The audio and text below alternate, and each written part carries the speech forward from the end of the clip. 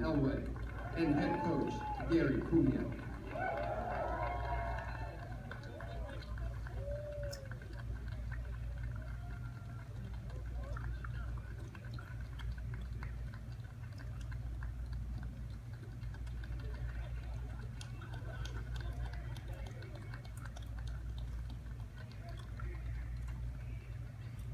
Hello, everybody. Good afternoon. Have a seat. Have a seat. Welcome to the White House. Now, I have to tell you, these guys were out here practicing a little earlier. So, before we get started, I just need to make sure that we're all set, that they were paying attention. So, let me just say, Omaha! Omaha! 44's Mike. Bags, Montana. I don't know, it doesn't seem to work as well for me. Let's give it up for the Super Bowl champion Denver Broncos.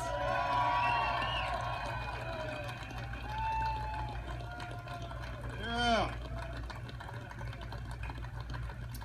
We have some big Broncos fans in the house, including Mayor Hancock, from the great city of Denver, outstanding members of Congress, the delegation. I want to recognize Broncos CEO Joe Ellis, a couple of your former quarterbacks, GM John Elway, Coach Gary Kubiak, and let's give a big round of applause to Mrs. Annabelle Boland.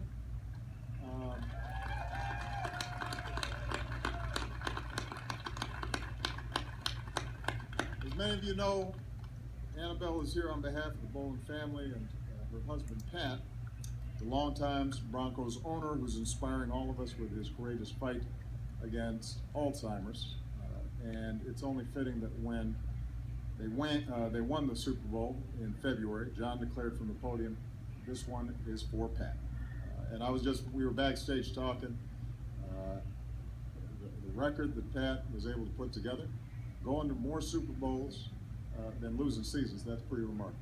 You're not going to see that duplicated in many places. That's a testimony to what an extraordinary owner he has been and continues to be.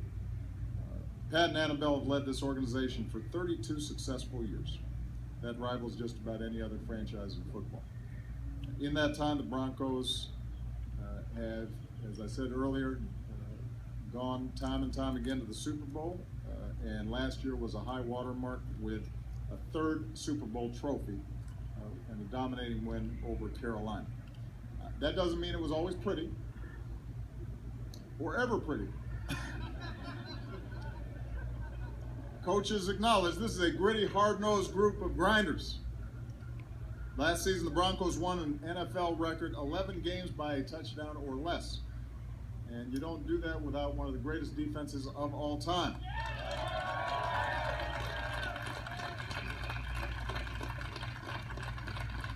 Now, I'm a Bears fan. 1985 was pretty good. Elway remembers. But I got to admit, this one was pretty good too.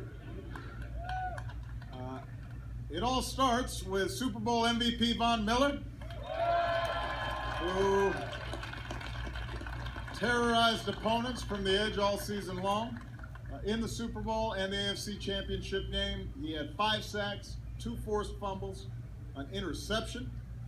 Not bad for a guy who prides himself on his collection of eyeglasses and claims to have been a geek all his life. We also saw him on Dancing with the Stars.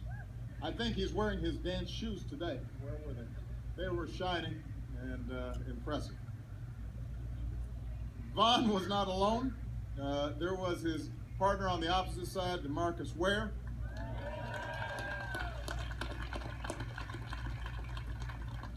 We had an extraordinary defensive line, a lockdown secondary.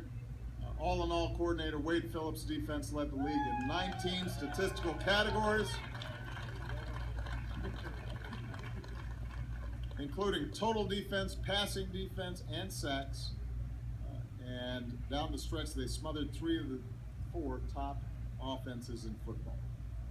And then there was an offense that always seemed to come up big when it needed to. There's running backs C.J. Anderson and Ronnie Hillman. Receivers, Emmanuel Sanders and Marius Thomas. And we can't forget to mention the heart and soul of this team's offensive firepower, kicker Brandon McManus.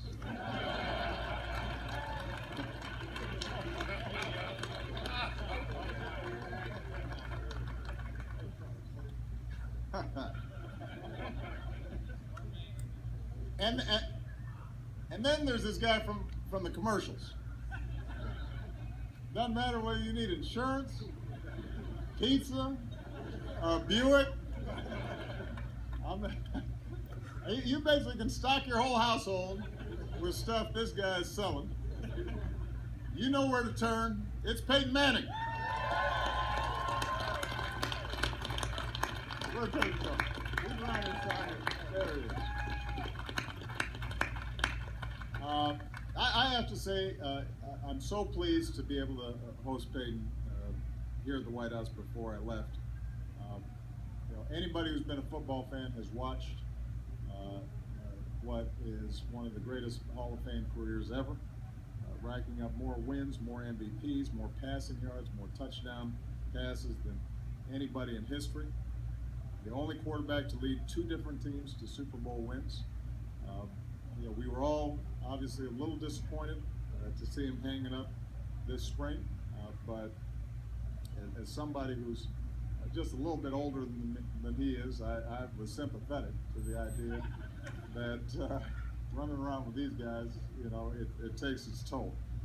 But it is great to see somebody with a career like that who always conducted himself on the field and off the field the way he did, to be able to go out on top. So please give a big round of applause for him.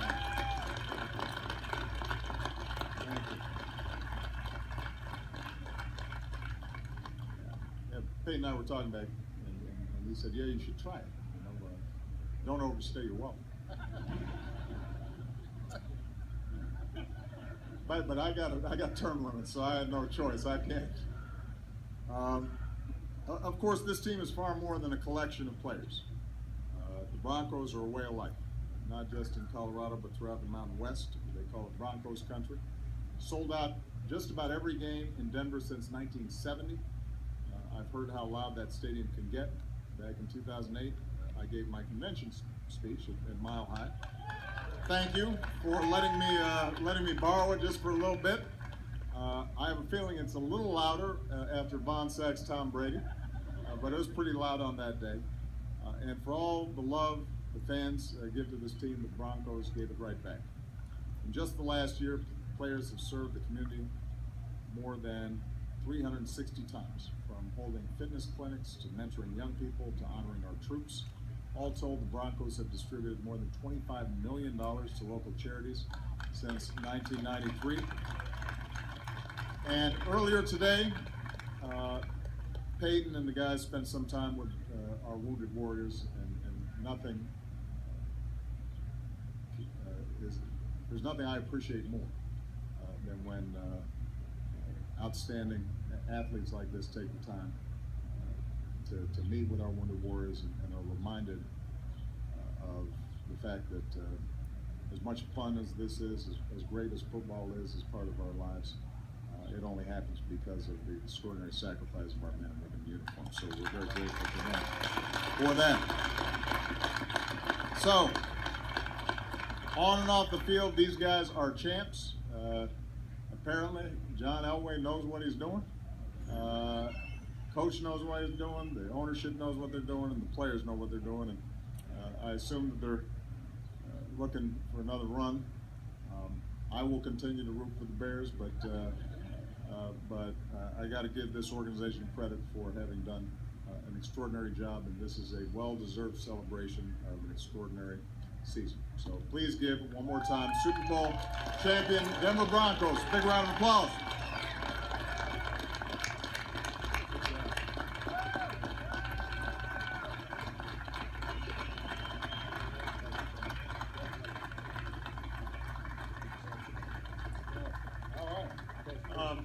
Thank you, Mr. President. As you said before, unfortunately, the great leader of this organization, this team, is not here today.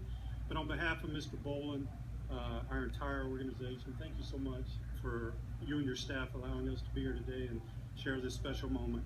I am so proud of our fans, our organization, our coaches, but most importantly, these players.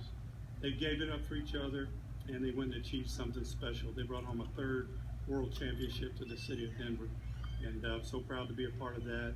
But this makes it even more so special. So thank you, and without further ado, Annabelle's going to come up and the captains and present some more. All right, what we got, Annabelle? Oh, look at that. That is a good-looking jersey right there. Number 44. I think Mr. Sanders said I might still be able to be a wide receiver.